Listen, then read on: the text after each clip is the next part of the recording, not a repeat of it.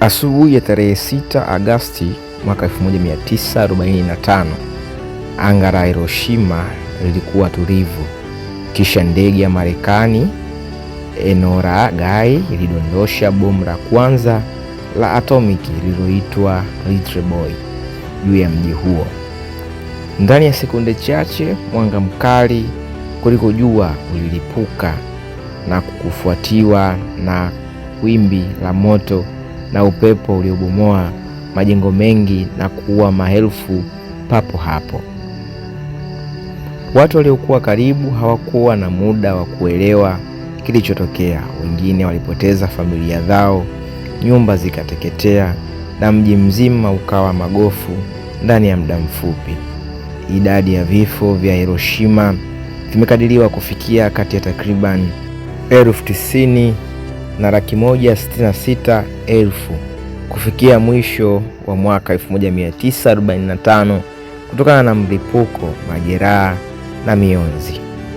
Siku ya tatu baadaye, tarehe 9 Agosti mwaka 1945, bomu la pili la atomiki liitwalo Fatima lilidondoshwa juu ya Nagasaki.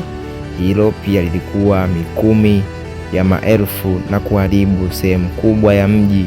Baada ya mashambulio haya mawili na pia shinikizo la vita, Japani ilisimamisha amri na vita vikuu vya pili vya dunia vikaelekea mwisho. Tukio hili linabadilisha historia ya kibinadamu kwa sababu lilionyesha nguvu ya silaha za nyuklia kwa mara ya kwanza. Tangu wakati huo, dunia imeishia na hofu, mijadala na mikataba mingi kuhusu silaha za nyuklia na hatari yake. Hiroshima na Nagasaki leo ni alama ya kukumbukwa na maafa ya vita na onyo la kile kinachoweza kutokea silaha za nyuklia zilitumika. Na hii ni simulizi ya miji miwili iliyobadilika milele kwa sekunde chache, na dunia ikajifunza kwa gharama kubwa kwamba nguvu za nyuklia zinaweza kuleta mwisho wa vita, lakini pia kuacha jeraha lisilosahaulika.